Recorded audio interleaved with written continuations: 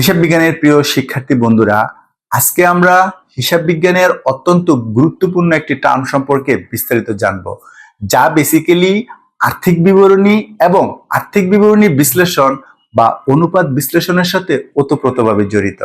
আর সেই টার্মটি হলো কুইক অ্যাসেট, তড়িৎ সম্পত্তি। প্রিয় শিক্ষার্থী বন্ধুগণ, প্রথমে আমরা জানবো হোয়াট ইজ কুইক অ্যাসেট, অর্থাৎ কুইক অ্যাসেট কি। তারপরে এটা বোঝার জন্য আমরা একটা চিত্রভিত্তিক এক্সাম্পল দেখব, ফলে সহজেই বোঝা যাবে। আর সর্বশেষ আমরা লিস্টটা দেখবো, অর্থাৎ তালিকাটা দেখবো যে কিভাবে কুইক অ্যাসেটগুলো চেনা যায়, বোঝা যায় যে কুইক অ্যাসেটগুলো কি কি। তো প্রথমে প্রিয় শিক্ষার্থী বন্ধুগণ, আমরা একটা চিত্রভিত্তিক উদাহরণ দেখি। মনে করো 2025 সালের 31শে ডিসেম্বর তোমার এই সোনালী ব্যাংকের এই শাখাতে 50,000 টাকা জমা আছে। পক্ষান্তরে মনে করো তোমার পোশাকের দোকান, সেই দোকানে এই যে অবিকৃত অবস্থায় এই 2025 সালের 31শে ডিসেম্বর তারিখে মজুত পণ্য রয়ে গেছে 70,000 টাকার। এখন একটু খেয়াল করো প্রিয় শিক্ষার্থী বন্ধুরা, এই যে তোমার ব্যাংকে জমা আছে 50,000 টাকা, এটা কিন্তু তুমি দ্রুত বা অতি তাড়াতাড়ি যে কোনো সময় তুলে নগদ টাকায় রূপান্তর করতে পারো, তুমি নগদ টাকা বানিয়ে ফেলতে পারো।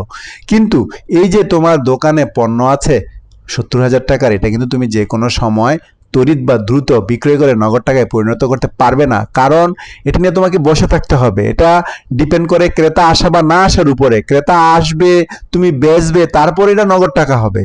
কিন্তু ব্যাংকে জমা টাকার ক্ষেত্রে কিন্তু এরকম অপেক্ষার কোনো বিষয় নাই, ব্যাংকে যাবে আর নগদ টাকা নিয়ে আসবে। যেহেতু ব্যাংকে জমা টাকা যে কোনো সময় নগদ টাকায় রূপান্তর করা যায়, এই জন্য এটা হলো তড়িৎ সম্পদ। যেহেতু সমাপনী মজুত পণ্যগুলো দ্রুত বা তাড়াতাড়ি বিক্রয় করা যায় না, এগুলো সময় লাগে বিক্রি করতে, এগুলো হলো চলতি সম্পদ। এই চিত্রভিত্তিক আলোচনার পরিপ্রেক্ষিতে প্রিয় শিক্ষার্থী বন্ধুরা, আমরা তড়িৎ সম্পদের বা কুইক অ্যাসেটের সংজ্ঞাটা বলতে পারি।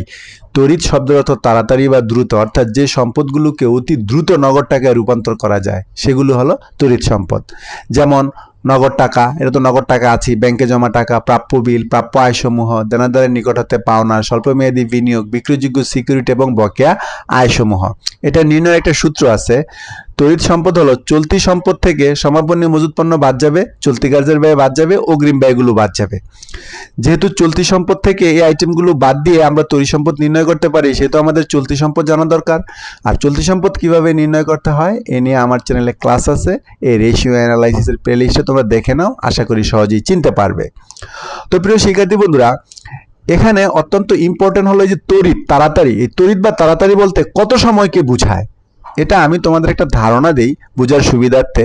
1 বছরের মধ্যে যে কোনো সময়, এটা 2 মাস হতে পারে, 3 মাস হতে পারে, সর্বোচ্চ 4 মাস।